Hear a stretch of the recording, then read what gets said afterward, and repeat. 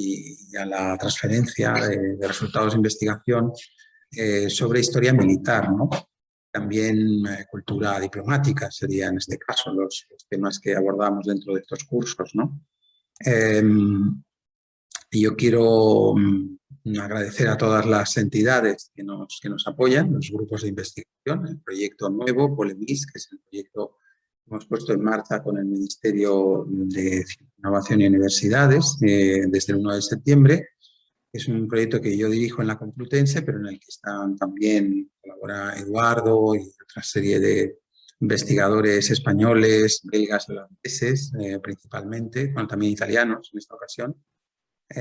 Polemis es un proyecto centrado en la comunicación política, la gestión de la información y la memoria de los conflictos en la monarquía hispánica en los siglos XVI y XVII, que nos llevará a trabajar distintos planos de cómo se crean las noticias, cómo se maneja la información sobre los conflictos y también qué memoria se construye a partir de textos y de imágenes, ¿no? De objetos.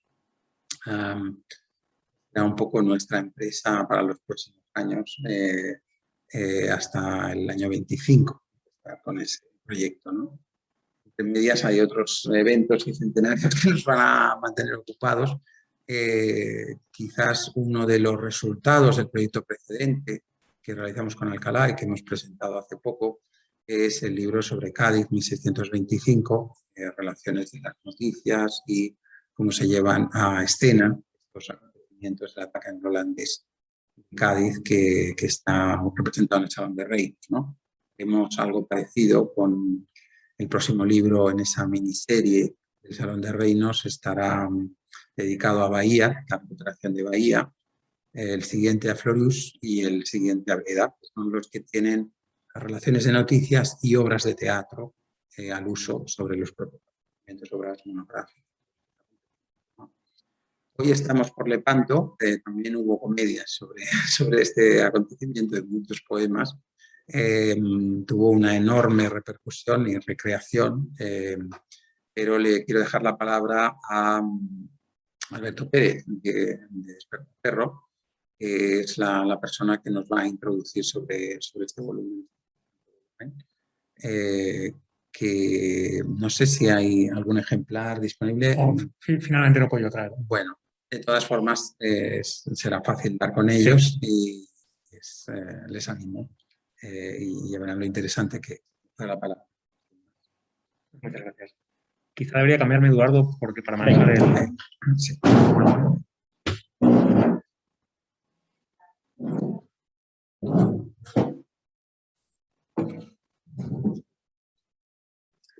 Muchísimas gracias por esta acogida, por la invitación de la Fundación Carlos de Amberes para poder hablar sobre recuerdo y sobre memoria, porque nuestro libro sobre Lepanto entronca perfectamente con el propósito del grupo de investigación Polemis, como has comentado, acerca de recordar el pasado y también pensar sobre la manera en la que recordamos el pasado.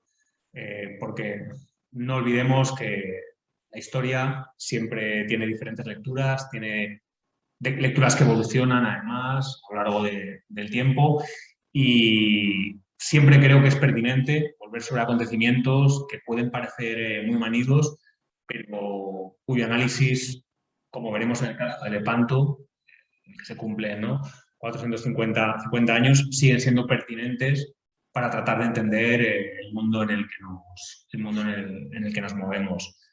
Muchos nos han preguntado, o se han preguntado, ¿por qué otro libro sobre Lepanto? ¿Qué aporta otro libro sobre Lepanto? Y la reflexión que yo quiero compartir esta tarde con ustedes es precisamente dar una respuesta a esta cuestión abogando por la pertinencia de seguir estudiando Lepanto 4 siglos y medio después de que ocurriera.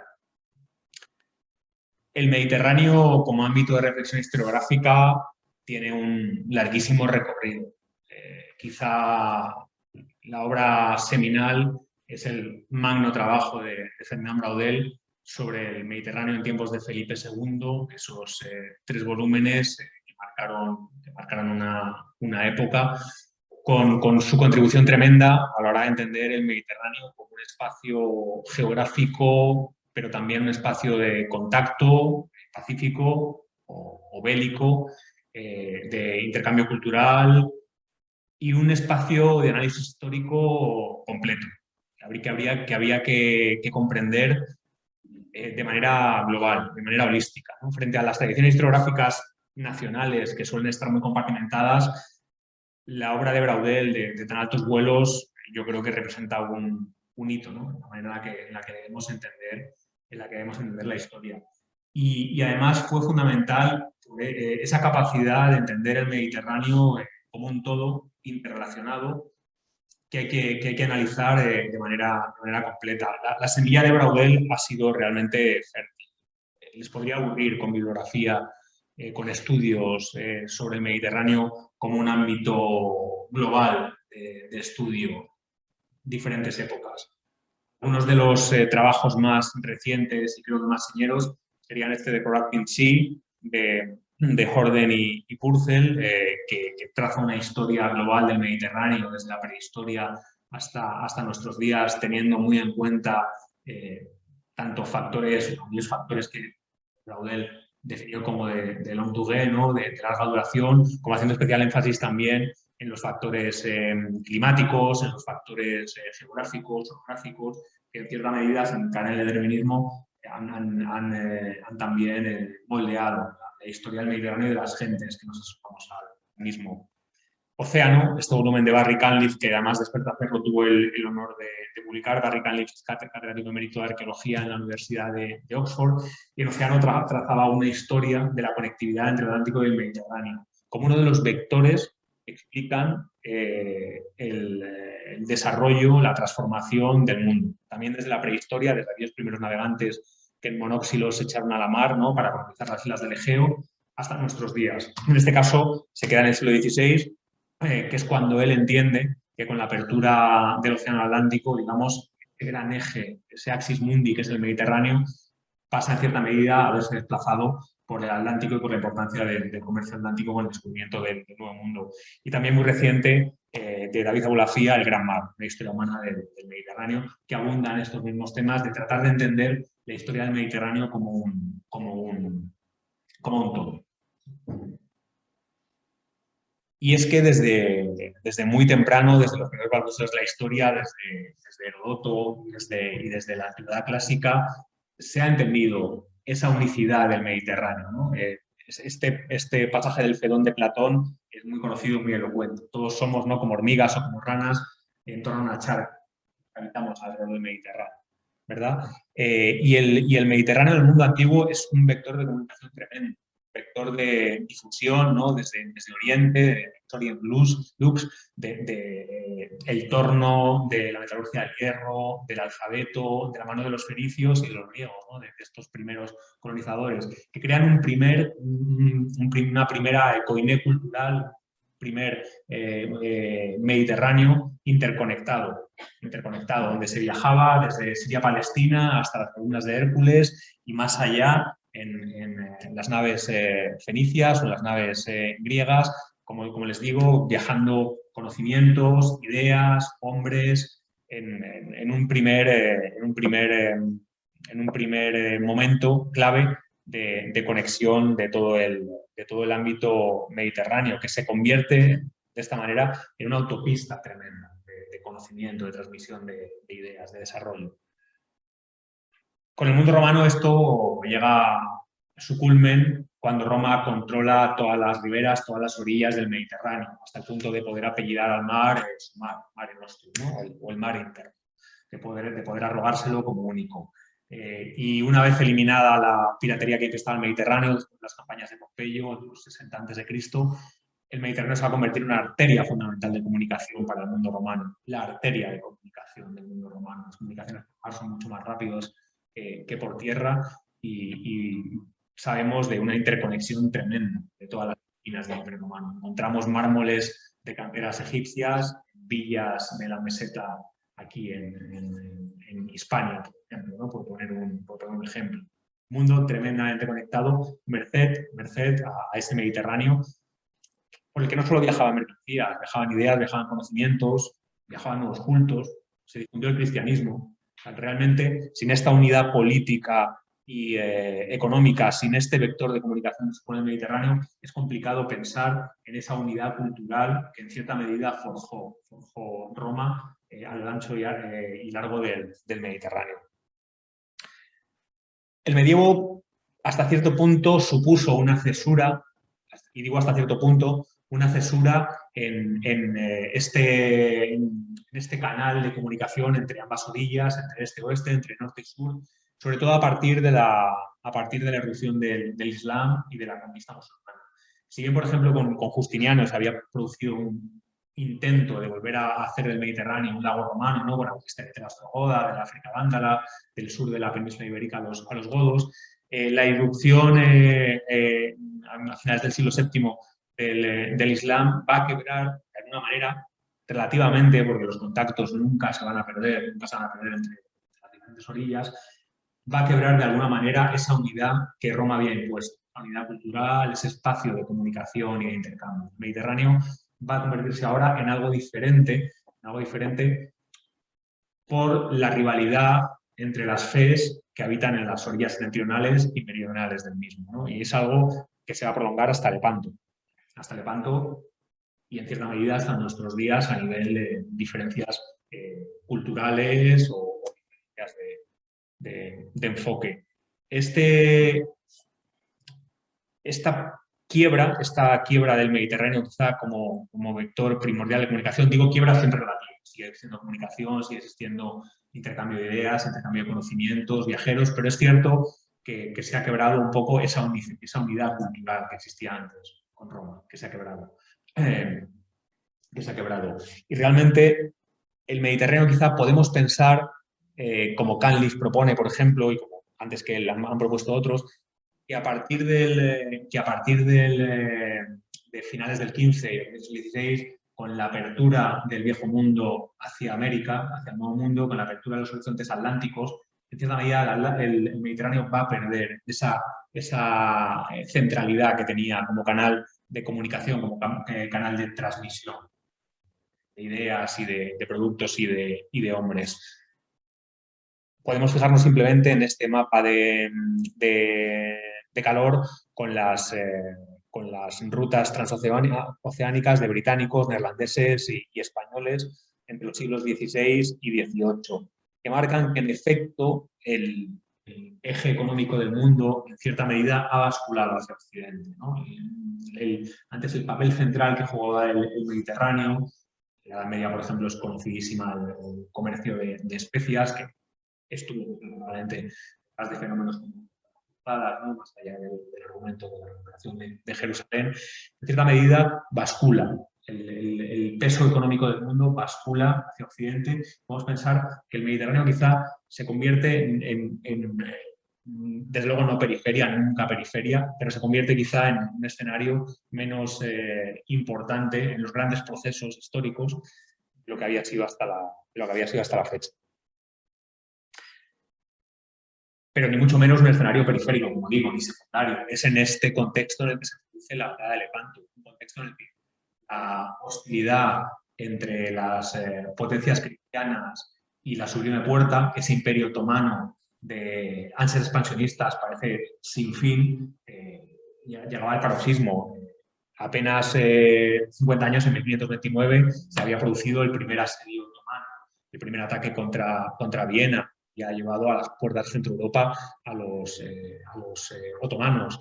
Y realmente el Mediterráneo se va a convertir en ese frente de batalla entre la nueva pujanza de la potencia islámica, que es la Turquía otomana, y el paladín de la cristiandad católica, que es la monarquía hispánica, ¿no? Un combate que va a tener lugar fundamentalmente en el norte de África, pero en este caso se desplazará hacia Oriente, hacia el Jónico también, ante las presiones otomanas contra Italia y las urgencias del papado y de la Liga Santa, como nos explicará Eduardo. Lepanto, por eso, yo creo que tiene razón, tiene sentido volver a estudiarlo para entenderla dentro de su contexto, dentro de esa rivalidad de dos esferas culturales diferentes que en el siglo XVI sigue desbordado a lo largo y ancho del Mediterráneo. Pero es que el Mediterráneo sigue siendo importante y va a ganar de importancia, por ejemplo, a finales de la segunda mitad del XIX, cuando se abra el Canal de Suez. El Canal de Suez recortaba los tiempos de viaje entre Europa y Asia de manera abrupta, sin tener que rodear el Cabo de Buena Esperanza, de tan peligrosa singladura. Y realmente el Mediterráneo va a volver a ser algo goloso. Es algo que ya a principios del XIX Napoleón y los ingleses sabían. Y ahí también la incursión francesa en Egipto de estas consecuencias. Realmente el Canal de Suez abría esa puerta del Mar Rojo para conectar Europa y Asia, y el Mediterráneo volvía a ser esa gran autopista, ese gran canal de comunicación que había sido durante la antigüedad y el medievo. Pero es que además el Mediterráneo supone, en cierta medida, digamos, y esto lo comentaban los estrategas de Alemania nazi o de fascista, la panza blanda de Europa. Digamos que es una forma fácil de entrar en Europa. Otro libro que hemos tenido la suerte de editar, de nuestra lectura de Douglas Ports, analiza precisamente el escenario del Mediterráneo, la Segunda Guerra Mundial, dándole la relevancia que muy a menudo se le ha hurtado. Porque realmente Ports piensa que, y bien el ejército alemán, a ver más se desgastó en el frente del este, el Mediterráneo permitió a los aliados plantar los dientes en el norte de África, como encontrar esa panza blanda de las potencias del eje, que era Italia y que fue la costa azul francesa, y entrar por ahí. Una visión geoestratégica del Mediterráneo que viene desde la época de Carlos V y de Felipe II, ¿no? de espacio a proteger. Y una visión geoestratégica que creo que quizá hoy en día a veces brilla por su ausencia en el discurso público, en los medios de comunicación, pero creo que sigue presente y que estamos viendo ahora de manera palpable.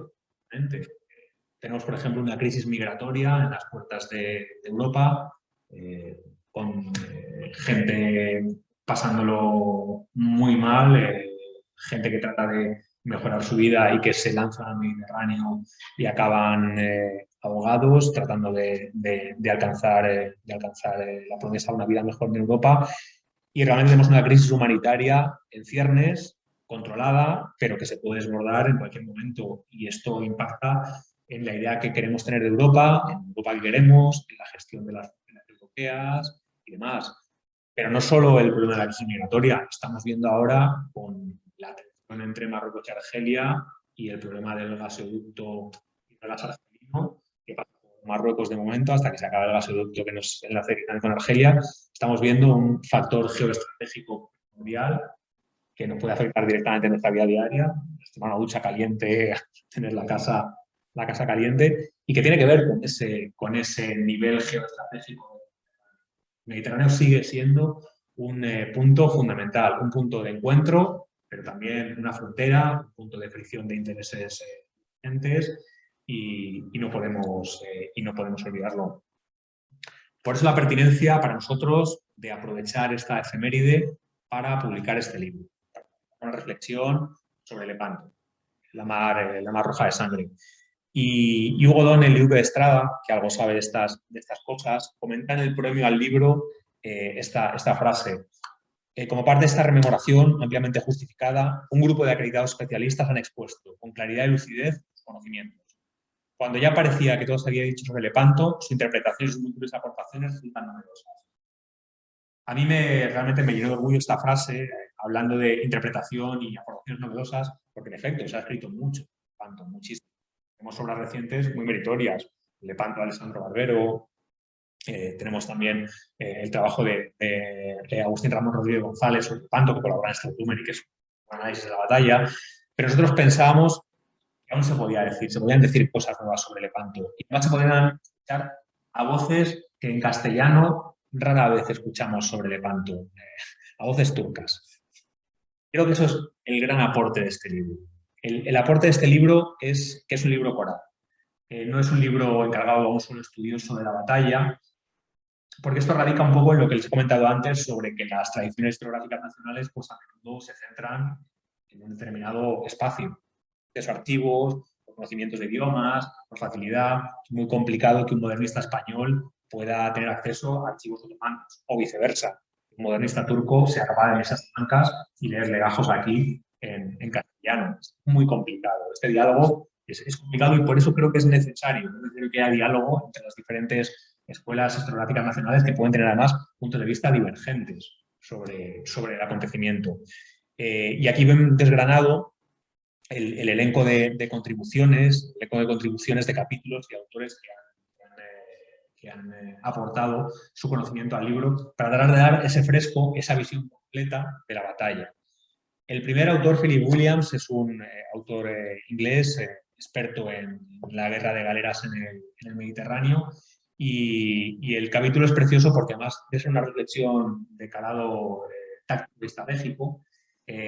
Hace una reflexión muy aguda sobre el por qué se llegó al conflicto de Lepanto también, que no era ineluctable, no era ineludible, mucho menos.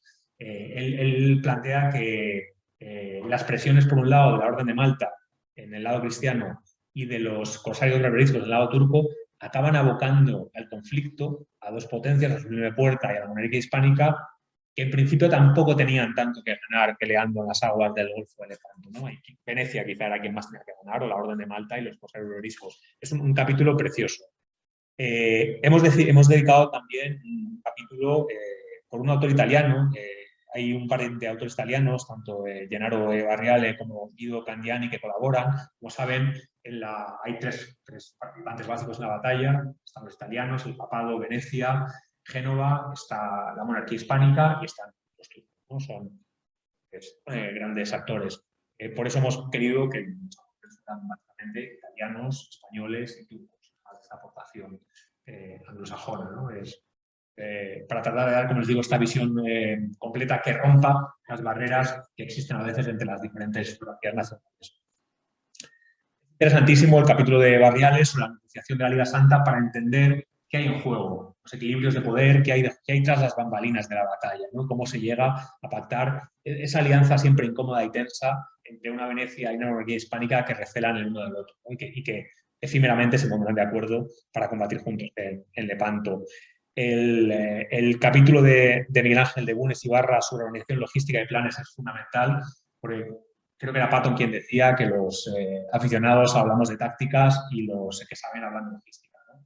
Realmente la logística es lo importante para ganar guerras. También lo sabían los romanos, ¿no? Que la guerra se ganaba con las espadas. Un capítulo fundamental. Idris Bostan es un profesor de la Universidad de Estambul, uno de los máximos expertos en el ejército otomano, y contribuye a dos capítulos. Uno sobre la Armada Otomana, la conquista de Chipre, que va a ser lo que a la postre desencadene las hostilidades que vinieron a Lepanto, hasta la batalla de Lepanto. Cómo se reúne la Armada, cuáles son la Armada Otomana, cuáles son sus características, quién la comanda, quiénes son las tripulaciones. Un capítulo enteramente interesante y que precisamente nos asoma a una armada otomana muy desconocida en la península ibérica, por lo que les he dicho antes, por la falta de acceso a publicaciones o artículos y trabajos académicos turcos. Y después desgranamos la batalla en sí en tres capítulos. La batalla se desarrolla en un centro y dos salas. Todas las batallas. La batalla como Dios manda. En un centro y dos salas. En este caso, dos cuerpos.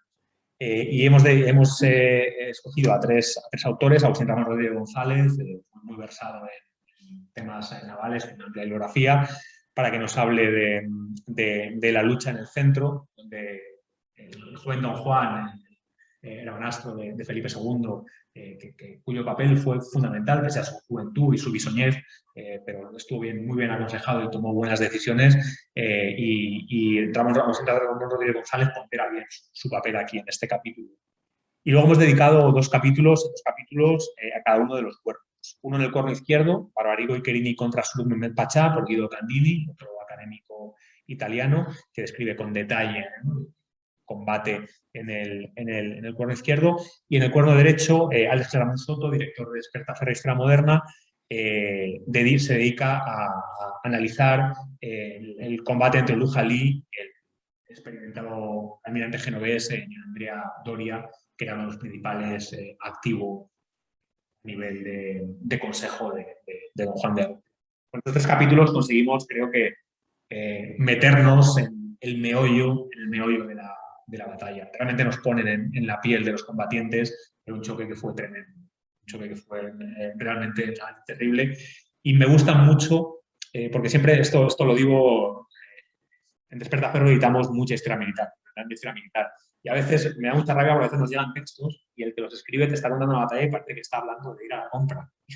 Y he hecho muchas veces en falta, aunque escribas algo científico, estás hablando de la experiencia humana. Y una batalla probablemente es una de las experiencias humanas más dramáticas y más horribles que cualquiera puede vivir. Entonces, cuando leo sobre ello, quiero sentir de lejos, pero quiero sentir el escalofrío, el terror, el miedo, el pavor, el dolor que sufrieron aquellos hombres, ¿no? Entonces, creo que estos autores lo consiguen, ¿no? Escribir historia, para mí escribir historia es escribir bien. El primer premio Nobel de Literatura fue Monster. Para hacer historia creo que hay que manejar bien la palabra. Y esos 3 autores lo consiguen. ¿Cuáles fueron las consecuencias de Lepanto? Se dijo que había sido un corte de barbas al sultán, pero los turcos dijeron que la barba le creció muy rápido al sultán. Idris Bostán así lo afirma en la reconstrucción de la flota otomana, y es verdad que los turcos fueron muy capaces de poner en pie rápidamente, en pie de guerra, otra armada, pero habían perdido lo más importante de cualquier ejército, de cualquier armada. Habían perdido a la mayor parte de sus oficiales experimentados y a su mejor marinería, y eso no lo repone tan rápido. Un barco lo puedes hacer con herramientas de ribera, con materiales relativamente rápido. Formar a gente para conocer la mar, conocer la lucha en el mar, orientarse y demás, es algo más complicado. En ese sentido, creo que sí que fue importante el corte de barbas al sultán, como otro autor turco, Hüseyin Serdar, argumenta en el penúltimo capítulo, Repercusiones y consecuencias de la batalla del Lepanto. Bien, a nivel territorial, fue no tuvo repercusiones de calado, sí que en este sentido quizás supuso un freno a la capacidad otomana de seguir proyectando su poder por el Mediterráneo. Y finalmente, como has comentado tú, el recuerdo de las batallas impregna toda la memoria posterior, y la manera en la que se recrean, la manera en la que se recuerdan, impregna la manera en la que nosotros las consideramos. Y Lara Vilá acaba con un capítulo precioso analizando la poesía generada alrededor de este choque, ¿no?, alrededor de la más alta ocasión de los siglos. En qué manera los contemporáneos recordaron este evento tan terrorífico. Comentar simplemente ahondar en lo que les he comentado. Es muy interesante estas visiones cruzadas, estas visiones diferentes, y te das cuenta, por ejemplo, de cómo hay puntos de vista diferentes en cosas, en este caso tan sangrantes como, por ejemplo, la suerte del gobernador veneciano de Famagusta, en Chipre. A este pobre hombre, cuando los turcos tomaron Famagusta, le desollaron vivo y su piel acabó adornando la entrada del puerto. Pero si lees a los autores italianos, te dicen que fue una atrocidad inmerecida, etc. En cambio, el autor turco de Idris Bostán te comenta que él había matado antes a unos enviados turcos rompiendo las leyes diplomáticas. Entonces, no dice que se lo hubiera buscado, pero justifica en cierta medida la suerte de este veneciano. Entonces, es muy interesante porque leyendo el libro te das cuenta cómo las visiones o los sesgos nacionales siguen tintando las opiniones, ¿no? Pensar en una historia objetiva 100%, que creo que es demasiado inocente, y leyendo este libro pues te das cuenta que sigue habiendo visiones diferentes. Les animo a su lectura porque realmente yo como editor me lo he tenido que leer y revisar, y he disfrutado muchísimo con ello. Estoy muy orgulloso de haberlo publicado. Y acabar simplemente recordando lo que antes les decía. Una batalla realmente es algo horrible. Lo vemos desde lejos, una generación que afortunadamente no hemos vivido guerras en nuestra tierra, en nuestra carne, y podemos verlo con cierta distancia, ¿no? pero detrás de esos oropeles, detrás de la pretendida épica que pueda dar una batalla, lo que hay es lo que vemos en este detalle del Lepanto de Vasari con estos turcos aterrorizados ante la barca, ¿no? Lo que hay es muerte, lo que hay es dolor, y bueno, ojalá de las batallas podamos aprender para no tener que repetirlas. Muchas gracias.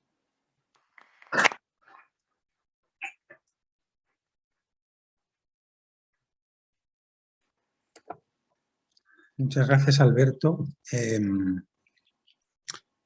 El Mediterráneo parece que haya perdido a veces protagonismo, pero creo que una percepción también depende de dónde nos situemos, ¿no? Porque en realidad, por lo que la edad moderna, por ejemplo, el tráfico holandés más importante es el que venía al Mediterráneo. Nunca la riqueza que podían producir las Indias fue equivalente al comercio que los holandeses mantenían con el Mediterráneo en todo el siglo XVII. El hecho de que los países del norte, su élite, tuvieran que venirse a formar al Mediterráneo, a Italia, a Grecia, ver las antiguas civilizaciones y conocer la cultura como una de las culturas, el Mediterráneo, también nos hace entender que el Mediterráneo es un bien muy preciado, ¿eh? Y los artistas, ¿no? Por supuesto, el arte italiano, por ejemplo, y lo que supone de poder copiar o seguir a los clásicos, ¿no? Viendo sus edificios, sus esculturas, su patrimonio y todo el eje que supuso también Roma como sede de la Santa Sede, ¿no? Del papado. Entonces, sea por el comercio, sea por los viajes, sea por los intereses, en todos los conflictos el Mediterráneo tuvo protagonismo en la Edad Moderna. Digo, el caso quizá que ha quedado un poquito más desdibujado en el que has dado. También creo que es un espacio de una conflictividad constante. Es un espacio de intercambio, sí, pero el corso, la vida de corso, es decir, el saqueo, el aprovechamiento, la necesidad de tener vigilancia, es constante, es vivir en un entorno hostil. Requiere un enorme esfuerzo por todos el costear, vigilar, asegurar el tráfico, la circulación por el La guerra uno la ve sobre la suerte, ¿no? La suerte final. Nosotros la percibimos desde la historia como algo pasado, pero el que va a la batalla se juega la vida y es una suerte que no sabe cómo saldrá, ¿no? Y siempre tiene un coste muy alto. Entonces entiendo que hacemos, como se hace tantas veces, una elección de qué momentos se quedan para la memoria, ¿no? Y eso es lo que hace difícil reconstruir el pasado, porque los testimonios de aquellos que estuvieron, más todas las recreaciones y los intereses de forjar una interpretación de esos hechos, pues hace que los hechos bélicos sean complejos de analizar. Entonces, noto mucho en la historia militar en particular que hay como la necesidad de justificar, de defender los actores del pasado como si fueran nuestros antepasados directos, que hubiera que seguir peleando con ellos, ¿no? Creo que hay que suavizar el tono y mantener la distancia, porque eso es lo que nos hace ver más las perspectivas de todos los que están involucrados, ¿no? Es muy interesante que la historia en los últimos 30 años pues, se ha ido desnacionalizando en buena parte, aunque últimamente aquí en España se ha vuelto a sacar la bandera para volver a tener que nacionalizar la historia, ¿no? Es un hecho que está muy controvertido, ¿no? Creo que es dar pasos para atrás, ¿no? La historia es grande de por sí y no hace falta defenderla. Nosotros tenemos que entenderla, es nuestro papel, ¿no? Y aunque se hable de imperiofobia o de leyenda negra, todo esto no es nada en relación a lo que es la historia real. Tuviéramos que dar nuevo alimento a las polémicas del pasado, ¿no? Y no tiene ninguna utilidad. Bueno, la puede tener políticamente hoy en día, ¿no? Para aglutinar a la gente en un segmento o crear una opinión en un sentido, pero creo que nuestra tarea, desde luego, el que estudia la historia, el que lee sobre historia, es enriquecerse y entender cómo se maneja la información y cómo se crean opiniones continuamente, ¿no? Relato. Y estos episodios, los grandes episodios de las grandes victorias que han marcado el canon, es decir, ¿no? Pues Pavía, Túnez, Lepanto, no sé, grandes asedios, oscurecen los grandes fracasos, oscurecen las dificultades, ¿no? El esfuerzo, ¿no?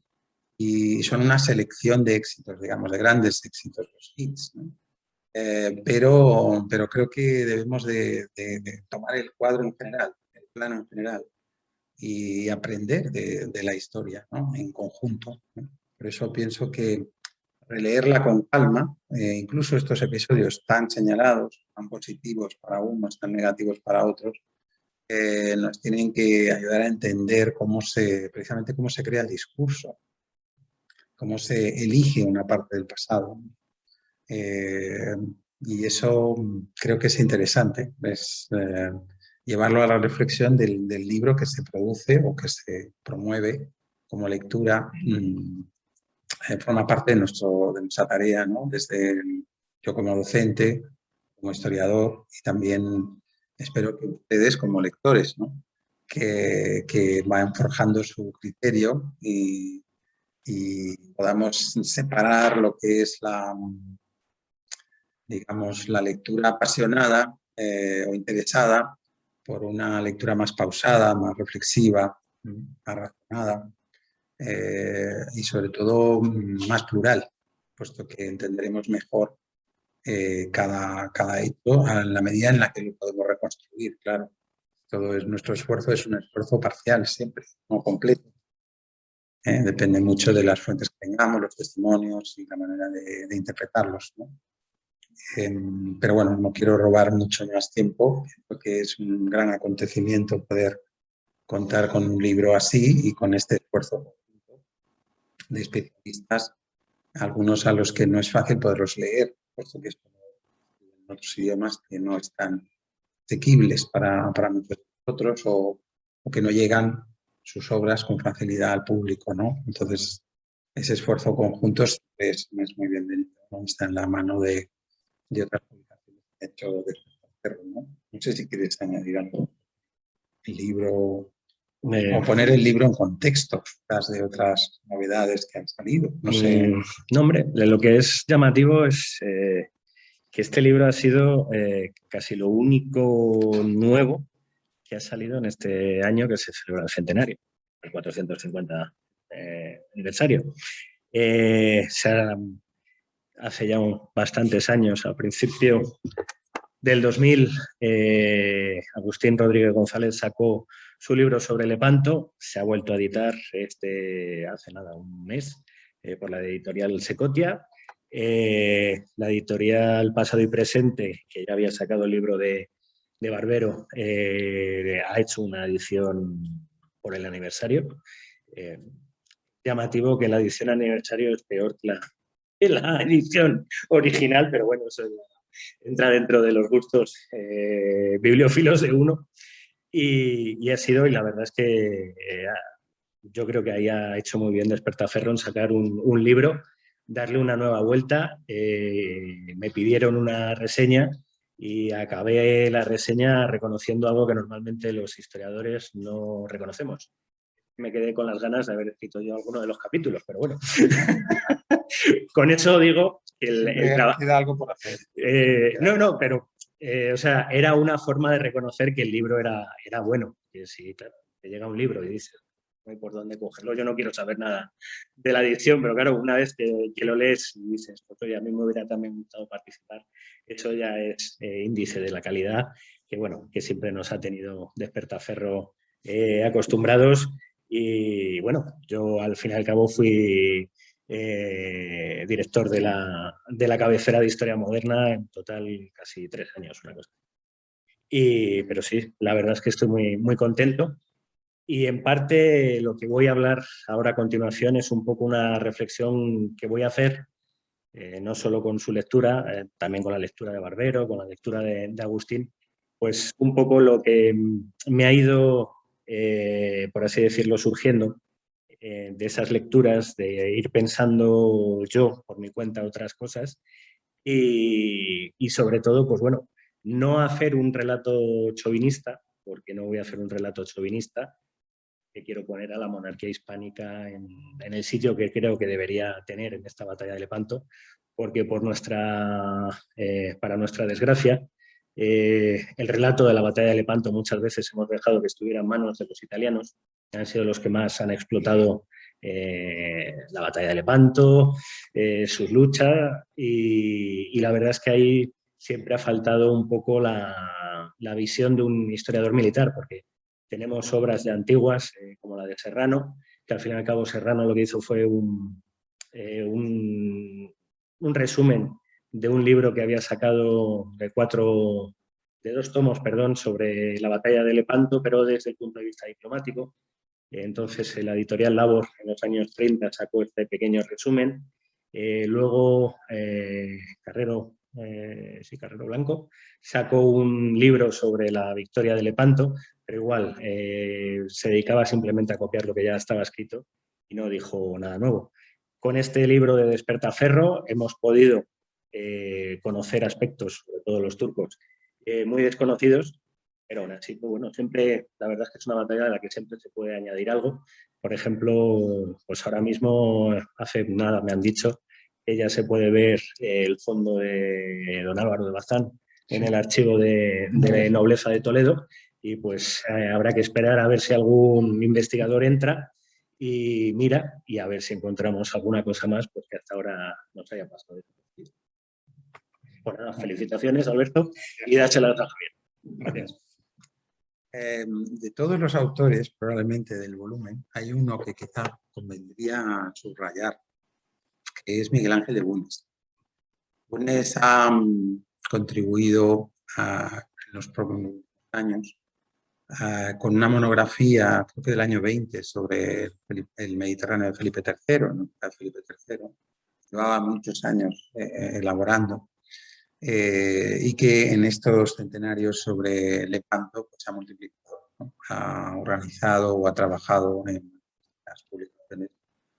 Quizás él, con los contratos que ya de por sí tiene, porque ha estado allí viviendo con Turquía, pues ha sido más fácil poder organizar esta conexión con los turcos, ¿no? Entonces, bueno, quería subrayarlo. Creo que es un investigador de CSIC que tiene una trayectoria muy fuerte, consolidada en ese estudio del norte de África y el mundo otomano con el Mediterráneo hispánico, ¿no? Y probablemente es uno de los autores significativos del libro y las publicaciones recientes que ha dado lugar en su trayectoria. Sin más, ahora le voy a dar la palabra a Eduardo para que haga su ponencia, entonces podemos cambiar, yo me voy a bajar y hacemos esta segunda parte de la sesión de hoy. Tendremos 2 sesiones más, ya saben, el día 23 y el día 30. Entonces tendremos ocasión de estudiar otros aspectos de la batalla de Lepanto y también de su proyección en imágenes en el arte, ¿no? La última ponencia será la de Víctor Mínguez, que también hizo un volumen sobre esta temática, ¿no? Sin más, le dejo la palabra.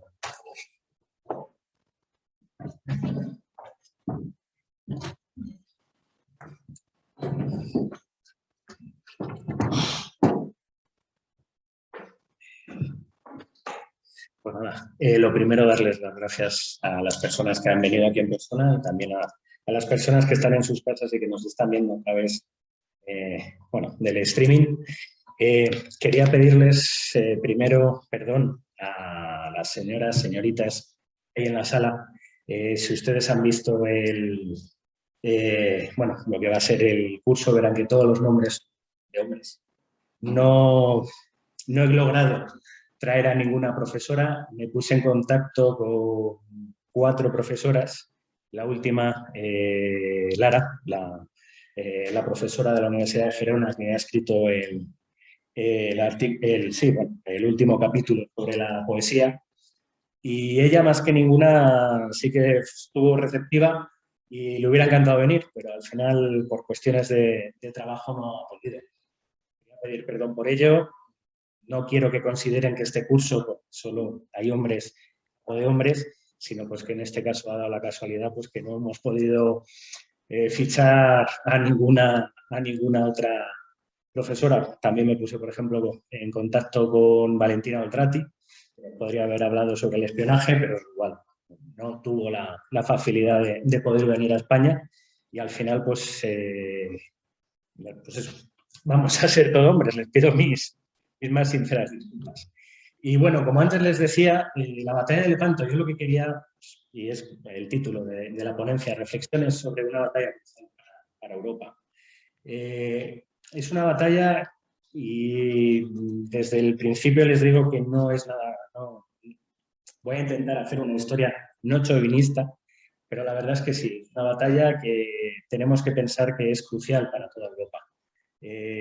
Ya Voltaire, en su momento, debido a la ausencia de Francia en la batalla, ya empezó a intentar quitarle importancia a la guerra causada por la invasión final de Turquía sobre Chipre. Y a partir de ahí sí que ha habido otros historiadores que le han quitado importancia. Hay que pensar que los ingleses, obviamente, reinaba Isabel I y no estaban dispuestos a estar en guerra, les pillaba muy lejos. Y aparte, pues bueno, tenían sus tiras de afloja con el catolicismo y luego pues también tenían más o menos informal con el turco, con la Dime Puerta. Entonces, bueno, hay que pensar que es una batalla que es muy importante. La importancia, y esto se lo debo a la editorial Despertaferro, hace unos años publicaron un número sobre la batalla de Lepanto, también muy bueno. Y bueno, como siempre, pues los mapas que hacen, que en aquella época siempre hacía Carlos de la Rocha, uno de los miembros fundadores de Despertaferro, es capaz de aglutinar en me parece que era un desplegable, o sea, que serían 4 hojas, meter todo lo que ocurre en Europa y en el norte de África en 1570 y que explicarían por qué la batalla de Lepanto, pues es capaz de meterlo en una imagen, en un mapa de lo que sería el Mediterráneo. Empezando por su lado, el lado izquierdo, lógicamente, en la monarquía hispánica, España, que en el año 70 todavía está envuelta en la rebelión de las Alpujarras, ya son los últimos coletazos, pero ha estado preocupando muchísimo a Felipe II y a sus ministros por la posibilidad de que ha habido una ayuda bastante indirecta del Gran Turco hacia esos rebeldes moriscos, pero claro, el miedo es que en el futuro esa ayuda pueda llegar y en un mayor número de combatientes turcos, argelinos o tunecinos. Francia en aquella época pues está rota por las guerras civiles. Aparte, en ese momento pues, no se está muy claro qué posición tomar respecto a España. Por lo tanto, Francia va a quedar como antes les decía, en una neutralidad. Luego los países de lo que sería hoy era la península ibérica, hoy, península itálica, o Italia. Y ahí, pues bueno, la mayoría van a formar parte de esta Santa Liga.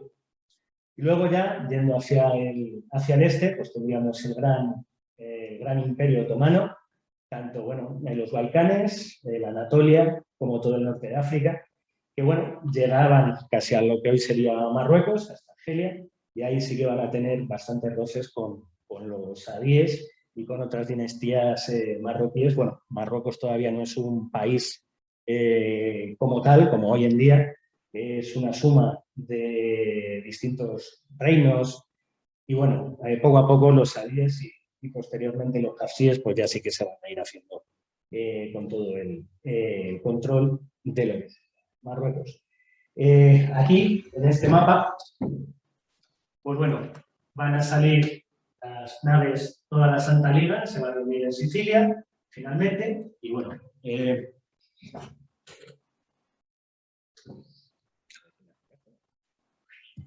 no. Ahora, pues van a salir de Sicilia y al final lo que se va a llegar va a ser a la batalla de Lepanto, que sería aquí.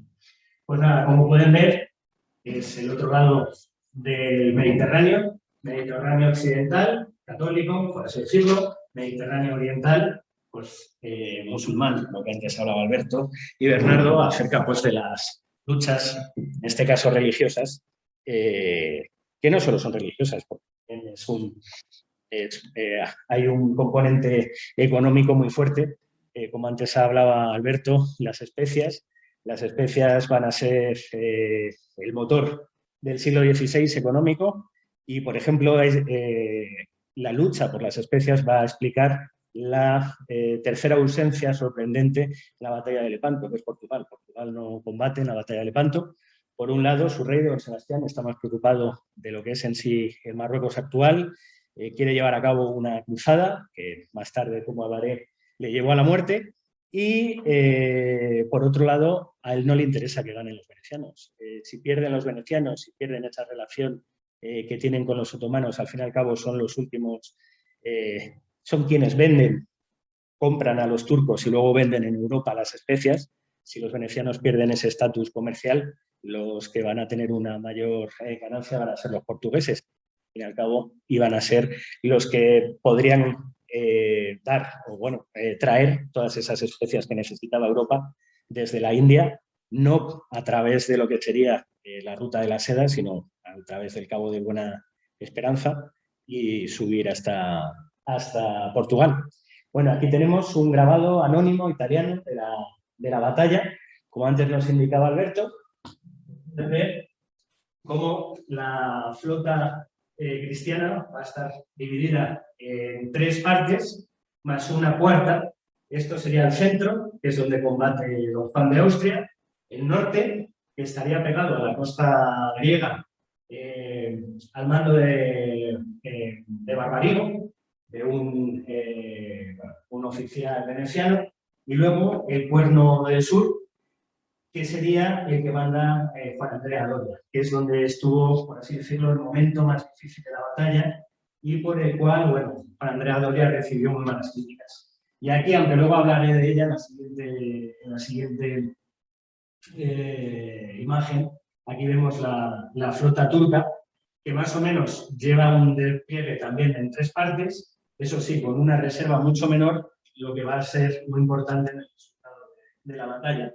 También les quería señalar la existencia de 8 galeazas, que aquí, bueno, solo se ven 2, 4, 6, bueno, sí, son 6, perdón, 8. 2 cubriendo la delantera del cuerno norte, 2 el centro y 2 el sur, y luego hablaré sobre la importancia de estas naves. Decirles que, bueno, la batalla de Lepanto, no quería hablar solo sobre la batalla de Lepanto en estas reflexiones.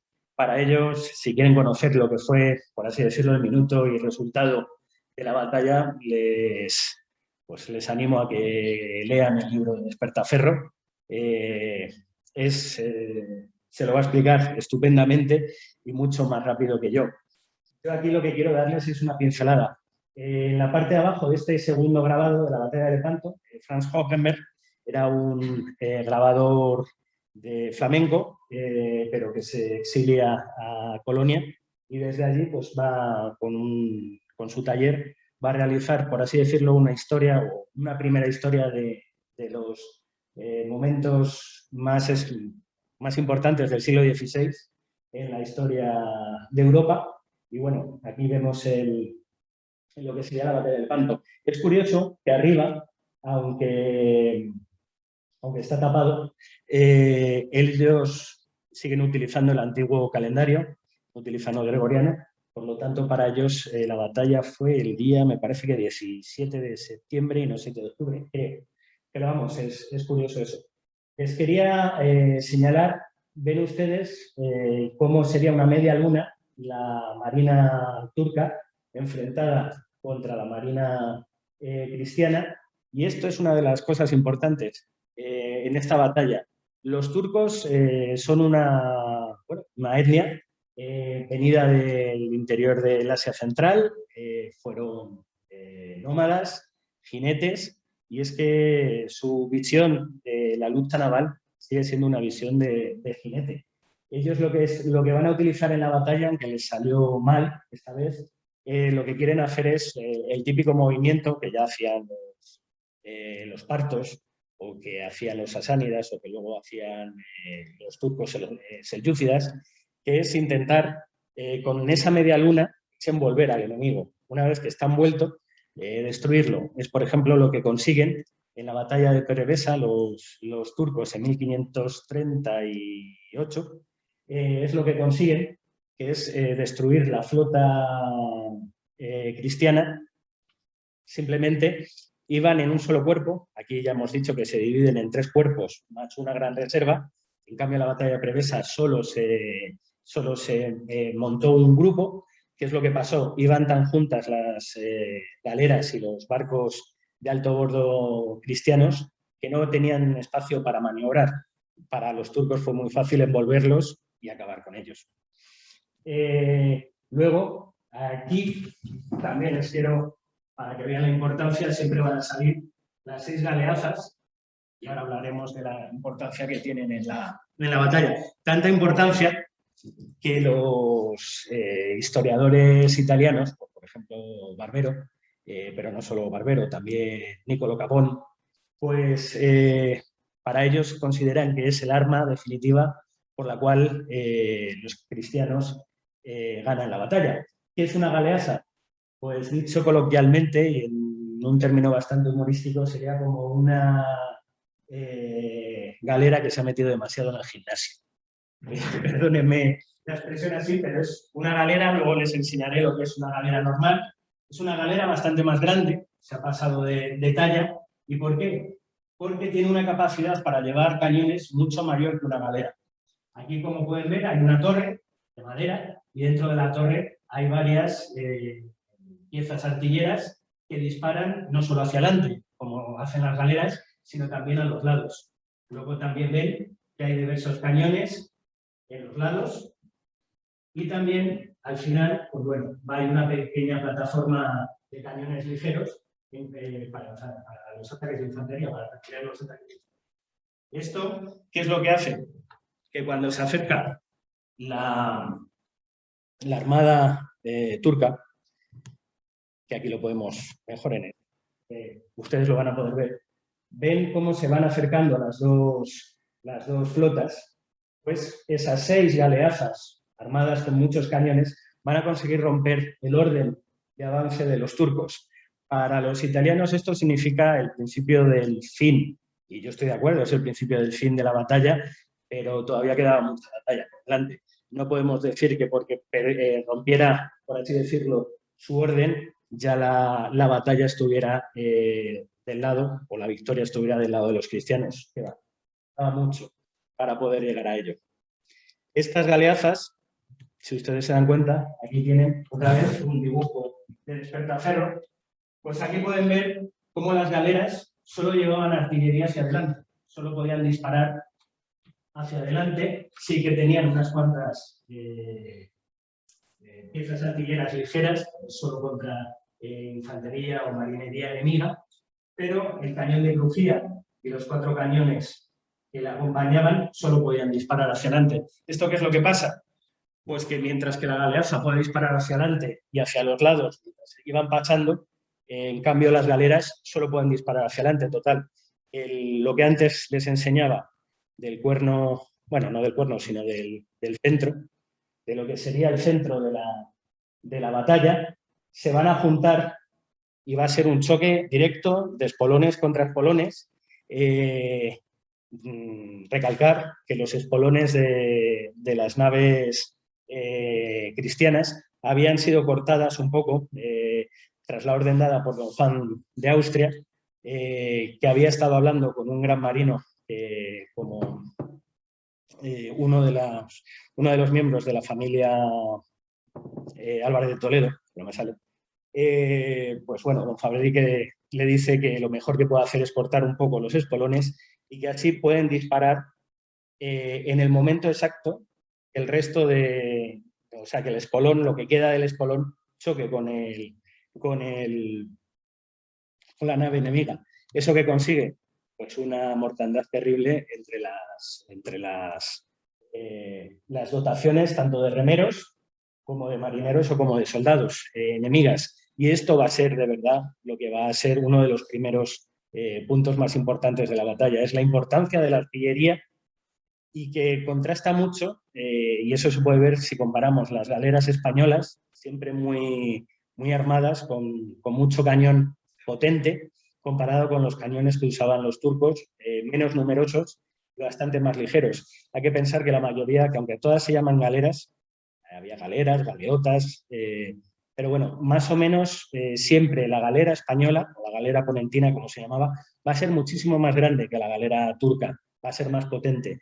La galera turca, para los turcos, y es otra vez, podemos hablar de su idea de jinetes nómadas, a ellos lo que más les importa es la rapidez. La rapidez tanto en la navegación, como poder virar, como poder hacer fintas, y eso, por ejemplo, se va a ver muy bien en la batalla, que lo explica estupendamente Alex Taramund en el libro, como Ulújali, que es el que manda la zona del cuerno izquierdo turco, cómo va primero a fintar hacia el sur, hacia una salida hacia el mar.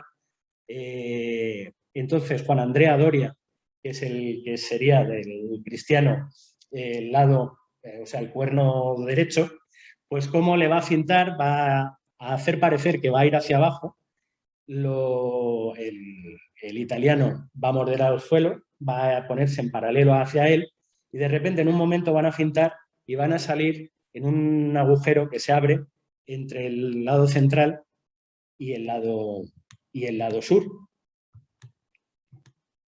que es esto. Y este va a ir hacia el sur y cuando esté hacia el sur, estas aleras lo que van a hacer va a ser meterse en el espacio que se abriría al bajar hacia el sur para Andrea Doria, pues van a aprovechar. Eso nos habla muy bien porque la mayoría de las galeras que luchan en ese cuerno son de corsarios. Los corsarios son los primeros que ven que la batalla no tiene muy buen aspecto desde un principio. Ellos le dicen al Ipachá, al almirante turco, que lo mejor es o mantenerse en puerto o intentar no combatir, porque ve cómo vienen los castellanos, bueno, la Liga Santa, mejor dicho, y cuáles son los planes. Pero la artillería no por sí sola consigue ganar la batalla. La batalla al final, y eso se nota mucho, la va a ganar tanto el arcabuz como las armas blancas. El arcabuz que es por así decirlo lo que rompe el equilibrio entre las fuerzas turcas y las fuerzas cristianas. Los cristianos van a estar mucho más armados con arcabuces, los turcos mucho más con arcos, y aunque el arco tiene la ventaja de poderse disparar muchísimo más rápido que un arcabuz, hay que pensar dos cosas. Una, que al final el arquero se cansa, porque él está haciendo todo el rato un esfuerzo, pensar el arco, apuntar y disparar. En cambio, el arcabucero lo único que tiene que hacer mecánicamente es rellenar el arcabuz, rellenarlo de pólvora, la pelota, darle con la baqueta y al fin y al cabo simplemente es apuntar, disparar, no tiene que hacer ningún esfuerzo más físico. También por otro lado, y aquí es un dibujo que publicó también Despertaferro de Ángel García Pinto, Aquí sí se ve en una galera española cómo los infantes van a saltar lo que sería una galera turca. Esta es otra de las cosas otro de los tipos que hicieron que la batalla al final fuera a favor de los cristianos, que son las armaduras. Los turcos, como ahora veremos, iban equipados con muy poca armadura, casi siempre eran oficiales los que las llevaban, la tropa, por así decirlo, no, los corsarios berberiscos mucho menos, y en cambio sí que hubo un gran uso de armadura, de cascos, de petos, de espaldares, de guardamuslos, entre toda la infantería, que eso lo podemos en cambio poner en contraste con las tropas de élite turcas. Estos son jenízaros, es un dibujo para mí, el mejor ilustrador de tema militar de todos los tiempos. Pues aquí tienen a un oficial, que sería el primero por su izquierda, a un oficial de jenízaros y a dos jenízaros. Uno que sería, por así decirlo, un recién reclutado, o recién puesto a entrenar, mejor dicho, y arriba pues, a un miembro de la élite de los jenízaros de la Armada. Estos jenízaros eran, por así decirlo, la última evolución del soldado esclavo musulmán, islámico. Desde un primer momento, los musulmanes, ya antes del Islam, en la zona de Arabia se combate con esclavos, y los jenízaros, pues la mayoría eran hijos de familias cristianas de los Balcanes. Como si de impuestos se tratara, cada población tenía que dar tantos niños al gobierno turco, y los niños que eran aceptados como soldados, pues bueno, eran entrenados y eran las fuerzas de choque de los turcos. Utilizaban armas de fuego, pero su número fue muchísimo más inferior que tanto de soldados de los tercios, la élite de aquella época cristiana, como en el número de arcabuces. Pueden ver que, por ejemplo, el oficial todavía está armado con un arco compuesto, un arco con una capacidad de penetración tremenda, pero al final uno se cansaba de disparar el arco. Como antes les decía, los arcabuceros no se cansan. Aquí, en cambio, lo que sí que no es el mejor dibujo de Gerard Embleton, pero bueno, es lo poco que he encontrado sobre los corsarios berberiscos. Como pueden ver ustedes, tanto armado, el número 2, va armado otra vez con un arco compuesto. Es un arco que proviene de toda la tradición nómada asiática. Ya lo utilizaban los hunos, lo utilizaron los mongoles, lo utilizaron los turcos selyúcidas, lo utilizan los otomanos, y también, y eso sí que es un poco más debido pues, a lo que es lo que antes hablábamos, el Mediterráneo, ese mar que no solo es de enfrentamiento, sino también de, pues bueno, cómo las ideas van viajando de un lado a otro. Sería la ballesta, mucho más utilizada en la Edad Media por los cristianos, pero bueno, también la utilizaban los musulmanes. Y luego arriba, el número 1, armado con una cimitarra, pues sería un rais, capitán de galera de los corsarios berberiscos. Como ustedes pueden ver, la armadura pues, brilla por su ausencia. Son gentes que, pues, modo de ataque no es, por así decirlo, de luchar contra una infantería enemiga, como sería en el caso de los tercios, sino más bien es un ataque. Normalmente los corsarios berberiscos lo que hacían era atacar o naves que navegaban en solitario, o arrasaban pueblos, poblaciones costeras. Para ello no necesitas mucha armadura, normalmente porque vas a combatir o contra marineros que no van apenas armados, o vas a combatir contra personas normales que no tienen todavía, o que ya no tenían armaduras con las que defenderse. Al fondo de la imagen pueden ver pues como una de esas galeotas que antes les contaba, unas galeras más pequeñitas, más manejables, pues se acerca a un pueblo, puede ser un pueblo italiano, puede ser un pueblo del sur de España, se acercan pues para ponerle, pues para sacarlo y para llevarse a la población esclava y luego venderla. Luego, y aquí quería enlazar con antes lo que les decía de las armaduras y de los arcabuces. Los historiadores italianos tienden a decir que, bueno, que la zona, por así decirlo, más caliente de la batalla y por la que se ganó Lepanto es la zona norte, donde está Barbarigo y va a luchar contra un almirante turco. El almirante turco lo que intenta es acercarse lo máximo posible a la costa griega y así pasar por encima de los cristianos, de los venecianos y atacarles por la espalda. Lo que va a pasar es que al final los venecianos, y sí que es verdad, consiguen pararlos y se van a enfrentar en una lucha bastante dura. Pero ahí ya empieza a sonar un poco. Una cosa es lo que dicen los italianos, sus textos, y otra cosa es los números que nos dan los archivos. Ellos dicen que luchan, que los venecianos son muy valientes, que los soldados que llevan los venecianos luchan muy bien, pero lo que es verdad, y eso ellos mismos sí que lo reconocen al principio, es que el número de soldados que llevaban las galeras venecianas era bastante bajo. Tan bajo que don Juan de Austria, cuando, bueno, visitando varias galeras se da cuenta de ello, va a dar la orden de que bastantes soldados españoles pasen a combatir en esas galeras venecianas antes de la batalla. Una vez que empiece la batalla ya están en las galeras venecianas y no es un número pequeño. Ahí tienen soldados en galeras venecianas 1614, 10 compañías. Pues 1614 soldados combatiendo en el lado norte y estoy hablando de infantería española.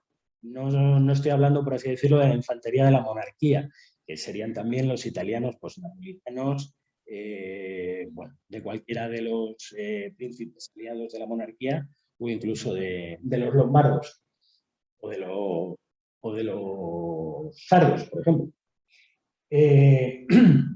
Aquí tienen pues, los 8.260 soldados, uno de ellos, más que conocido por todos nosotros, Cervantes, que estuvo destacado en esas compañías en las galeras de Doria, que solo hay dos, pues en una de esas compañías luchó don Miguel de Cervantes. Pueden ver los diferentes tercios que hay, el de Lope de Figueroa, que se venía de la guerra de las Alpujarras, el de Nápoles, que es un tercio de españoles, pero que normalmente su base de operaciones es Nápoles, la defienden en contra de los ataques de los corsarios berberiscos, el tercio de Miguel de Moncada, el tercio de Sicilia, igual, un tercio de españoles, pero que está sentado en la isla de Sicilia y que defiende a Sicilia de los ataques del enemigo.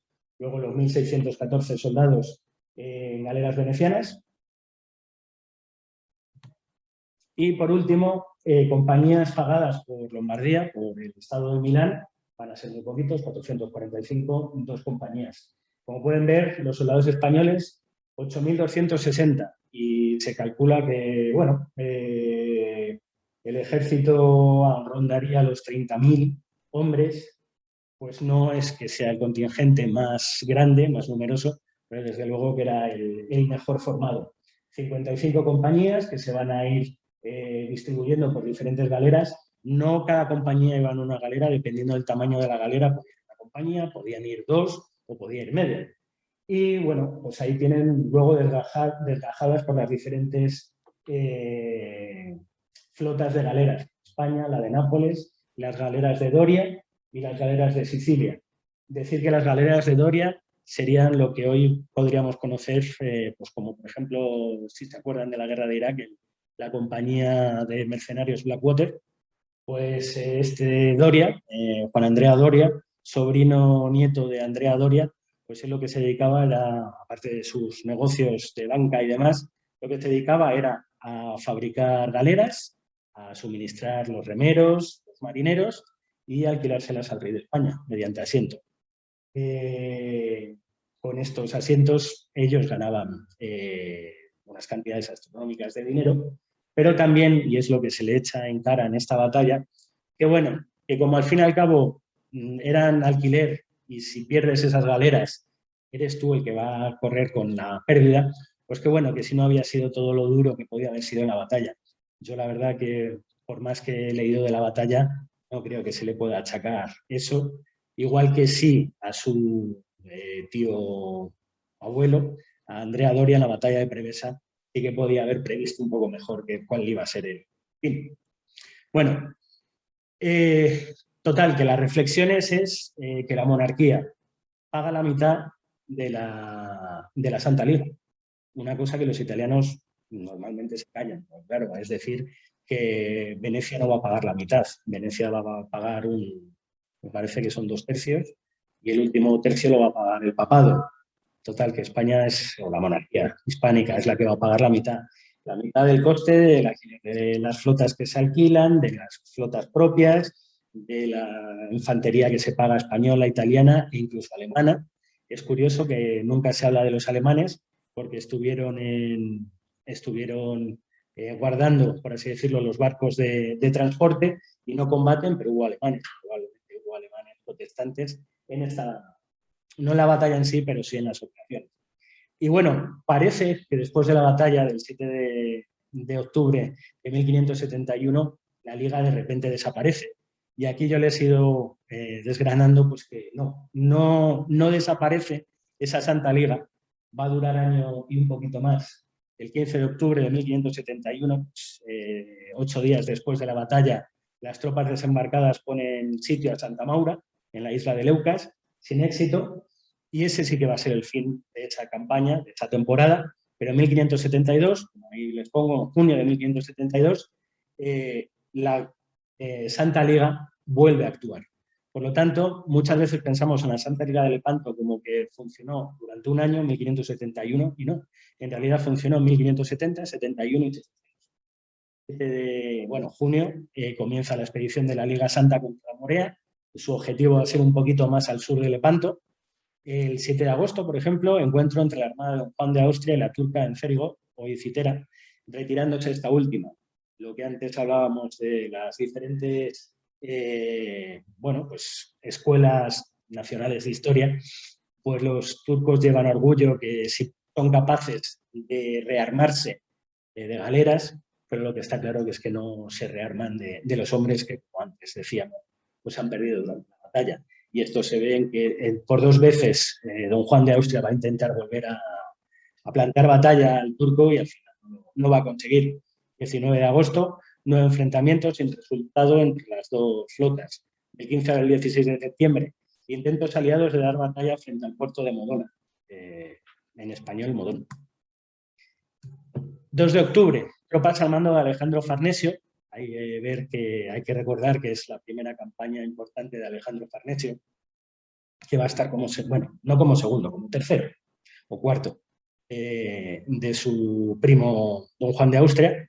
Pero bueno, sitia Navarino, pero ante la llegada de un ejército turco de auxilio, pues se va a tener que retirar. 7 de octubre, un año después de Lepanto, la Armada se retira de Modona tras intentar dar la batalla frente al puerto. ¿Qué es lo que va a pasar finalmente? La campaña del 71 y del 72, lo que nos llama la atención es que empiezan muy tarde. Empiezan ya en agosto, por lo tanto, los meses donde realmente las naves van a estar moviéndose, septiembre y octubre. En octubre, 7 de octubre, tras intentar dar la batalla, ya se retiran. ¿Y qué es lo que va a pasar en febrero de 1573? Que los venecianos, a escondidas, firman la paz con los otomanos. Por ejemplo, Barbero habla que, bueno, pues que si esto les llevó, que veían que Felipe II estaba así como que muy cauto con lo que pasaba y demás, lo que hay que decir es que fue una puñalada trampera, lo siento mucho, o sea, objetividad pura y dura. Ellos, los venecianos, ya estaban más interesados, era una república de comerciantes y estaban muchísimo más interesados en reanudar ese comercio que les daba muchos réditos económicos con los turcos que seguir enfrentándose a ellos. Y a pesar de que los venecianos fueron, con diferencia, los que desde un punto de vista artístico, literario, explotan la batalla de Lepanto, luego van a ser los primeros que van a decir, bueno, hay que olvidar. Y por lo tanto, al final la Liga Santa se va a disolver. Antes les decía, pues que bueno, que si Felipe II, mucho se ha achacado, que si él realmente no le interesaba, hay que pensar que lo que pone en juego, ya les he dicho, es la mitad del gasto que va a tener la Liga Santa, lo va a pagar Felipe II, y hay que pensar también en la situación de la monarquía hispánica. En el año 72, el año después de Lepanto, el 1 de abril de 1572, la guerra en Flandes vuelve a comenzar tras la toma del puerto de Bril por los mendigos del mar, los que ¿esto qué es lo que va a hacer? Pues se inicia de verdad la verdadera guerra de Flandes. Hay que pensar que del 68 al 69, pues bueno, sí es una guerra, pero no tan total, por así decirlo, como esta. Y digo guerra, y no digo revuelta, ni digo rebelión, porque lo que van a hacer los hermanos Nassau a partir de mayo es invadir los Países Bajos. Muchas veces la historiografía holandesa sigue hoy hablando de la revuelta de los Países Bajos en contra de la dominación de la monarquía, pero en realidad es que invaden. O sea, tienen sus ejércitos fuera, tienen que invadir. No se levantan normalmente las poblaciones porque sí. Luego ya cuando empiece la guerra, cuando Alba empiece a aplicar su mano dura, sí que las ciudades se van a levantar, pero hasta ese momento no había muchas. Otra situación importante, la importancia que poco a poco va a ir tomando el Atlántico. Comienzan las acciones piráticas de Drake en el Nuevo Mundo. Ya desde mitad de los 60, bueno, primero en Florida, la monarquía hispánica va a acabar con el asentamiento francés calvinista en Florida, pero un año, 2 años después, pues se va a dar la batalla entre las tropas de Hopkins y de Drake contra la población de Veracruz, recordar, y poco a poco, a partir de ese momento, y Drake diciendo que en esa batalla que pierden en contra de los españoles, pierde todo, y eso es lo que le da, por así decirlo, la legalidad para luchar en contra del Imperio Español, pues lo que va a empezar sus acciones piráticas. El 11 de septiembre de 1573, y aquí se ve que el Mediterráneo sigue teniendo muchísima importancia geoestratégica para la monarquía, don Juan de Austria toma Túnez. ¿Qué es lo que pasa? Al año siguiente, tras 2 meses de sitio, Túnez vuelve a caer en manos de Ulugh Jalí. Ulugh Jalí, recordemos, el único corsario o el único marino de importancia que logra escapar de lo que es la batalla de Lepanto indemne. Pues Ulugh Jalí va a tomar otra vez Túnez. Pero hay que pensar, perdón, que me la he pasado, que las cosas ya económicamente estaban muy mal. La primera bancarrota de Felipe II, bueno, bancarrota, la pongo entre comillas, en realidad es pasar lo que serían las deudas a corto plazo, o sea, a corto plazo, pasarlas a largo plazo. En 1576 va a decretar la segunda bancarrota y es lo mismo, o sea, todo lo que tenía que devolver de dinero a los banqueros en el corto plazo lo voy a pasar a largo plazo y va a ser a un interés menor. ¿Qué es lo que pasa? Pues que la monarquía en ese momento pues lo está pasando económicamente bastante mal. No se paga las tropas. El 4 de noviembre de 1576 comienza el saqueo de Amberes. Ese tremendo saqueo que ahora pues el profesor Raymond Fagel hará 1 año y medio, una cosa así, pues nos habló que sí, una barbaridad el saqueo de Amberes en número de muertos y demás, pero que no fue un saqueo como nos han querido contar los holandeses hasta ahora, sino que más bien fue la defensa, digamos, una defensa activa por parte de la guarnición del castillo de Amberes, guarnición conformada por españoles. Luego la situación de la monarquía hispánica, y es lo que para mí no pierde el Mediterráneo importancia en la historia de la monarquía de los Austrias, y como antes decía Bernardo, la publicación del libro de Miguel Ángel de Bunge sobre Felipe III y el Mediterráneo, ya nos dan esas pistas para ver que el Mediterráneo no pierde esa importancia, sino que va a ser, y yo creo, el Atlántico lo que va a ir tomando más importancia que hasta ese momento no había tenido. No, y en cambio, como antes decía Bernardo, los holandeses, o por ejemplo Jacobo I de Inglaterra, lo que están más interesados es el comercio con el Mediterráneo. Pero bueno, ese Mediterráneo empieza a estar un poco en calma a partir de 1578, cuando Felipe II y la Sublime Puerta pues empiecen a firmar y luego pues a mantener una serie de treguas secretas. Hay que pensar pues que, a ver, que el campeón y el defensor del catolicismo no podía decir abiertamente acabo de firmar una tregua con mi archienemigo, no iba a quedar muy bien, y ya esa leyenda negra de la que antes hablábamos, que ya empieza a crearse, le hubiera dado todavía más, por así decirlo, más potencia. Lo que sí que hay que decir, y hay que dejar muy claro, es que de ellas quedan excluidas, de esas treguas, quedan excluidos los corsarios berberiscos. Entonces, al final, ¿qué pasa?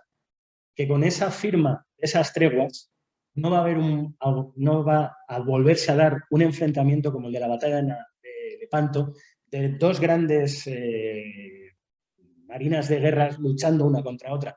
Lo que van a ser, pues, una guerra de baja intensidad, donde los corsarios, tanto berberiscos como también había corsarios españoles, la Orden de San Juan de Malta era especialista en corsarismo, pues total, al final estos corsarios van a mantener una guerra durante también el 17, un toma y daca durante el 18, en el 18 va a ser Barceló el que va a finiquitar ya las depredaciones de Argelia sobre España. Pero hay que pensar que los marines norteamericanos también combaten contra Argelia y, bueno, en su himno, en el himno de los marines, les recuerdan cómo desembarcan en las costas de Trípoli.